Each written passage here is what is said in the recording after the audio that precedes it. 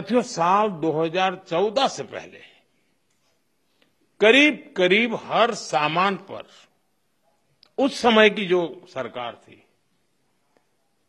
मैं किसी सरकार की आलोचना करने के लिए नहीं यहां आया, लेकिन एक आप टीचर हैं तो कंपैरिजन आप बड़े आराम से कर सकते हो और बच्चों को बता भी सकते हो।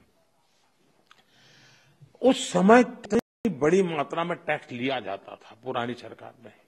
2014 में मेरे आने से पहले रसोई का सामान हो या खेती किसानी से जुड़ी चीजें हो या फिर दवाइयां और यहां तक जीवन बीमा भी, ऐसी अनेक चीजों पर कांग्रेस सरकार अलग अलग टैक्स लेती थी। अगर वही दौर होता, अगर आज आप 2014 के हिसाब से होते तो आपको 100 रुपया की अगर चीज कोई खरीदते हैं तो 20-25 रुपया टैक्स का देना पड़ता है, अगर उस समय का हिसाब लगाए तो। लेकिन अब आपने मुझे सेवा का मौका दिया है। भाजपा सरकार में, एनडीए सरकार में हमारा जोर इस बात का है कि बचत कैसे ज्यादा से ज्यादा हो, परिवारों का खर्चा कम कैसे हो, और इसलिए अब जीएसटी में इतनी ज्यादा कटौती कर दी गई है। साथियों, कांग्रेस की सरकार ने कैसे आपका मंथली बजट बढ़ाया हुआ था, ये कोई भूल नहीं सकता है। टूथपेस्ट, साबुन, हेयर ऑयल, इन पर 27% टैक्स। आज आपको याद नहीं होगा, लेकिन आप देते थे। खाने की प्लेट, कप प्लेट, चम्मच, ऐसे सामान पर 18 से लेकर के 28% टैक्स हुआ करता था। Tooth powder 17% tax. यानी रोजमर्रा की ऐसी हर चीज पर उस कांग्रेस के जमाने में इतना सारा टैक्स लगता था। हालत ये थी कि कांग्रेस वाले बच्चों की टॉफी पर भी 21% टैक्स लेते थे। ये कभी उस समय अखबार में आपका ध्यान गया होगा कि नहीं हो पाई? मोदी ने किया होता तो बाल नोच लेते। साइकिल जो देश के करोड़ों लोगों की रोज की जरूरत है, उस पर भी 17% टैक्स हुआ करता था। सिलाई मशीन लाखों लाख माताओं बहनों के लिए स्वाभिमान और स्वरोजगार का एक जरिया है, यंत्र है। इस पर 16% टैक्स होता था।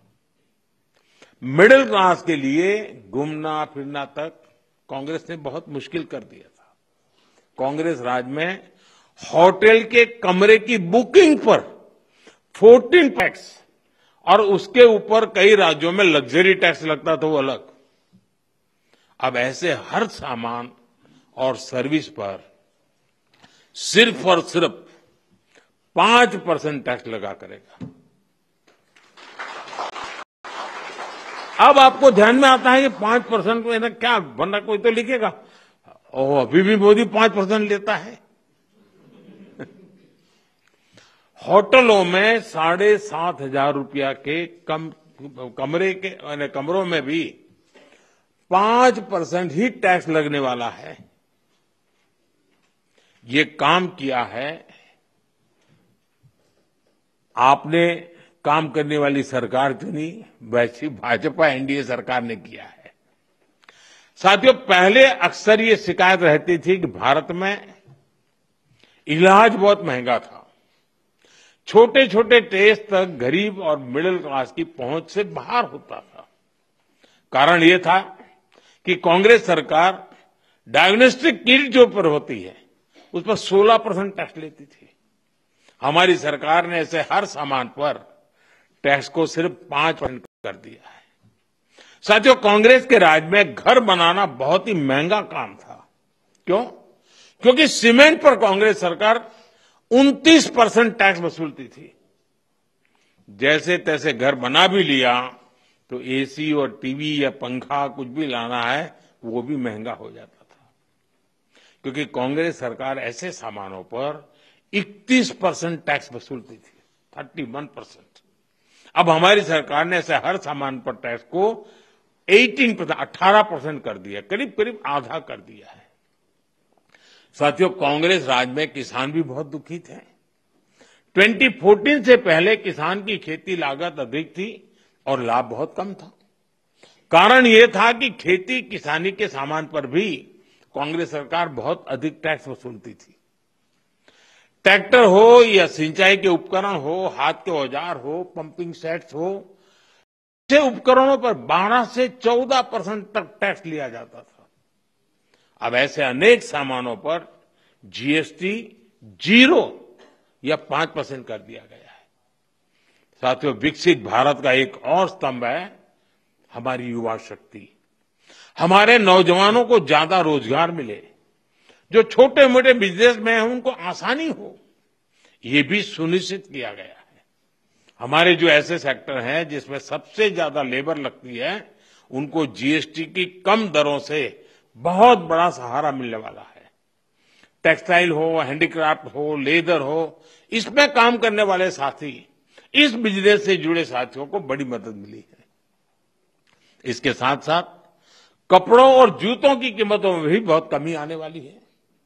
हमारे स्टार्टअप्स, एमएसएमई, छोटे व्यापारी, कारोबारियों के लिए टैक्स तो कम हुआ ही है, साथ ही कुछ प्रक्रियाओं को भी सरल किया गया है।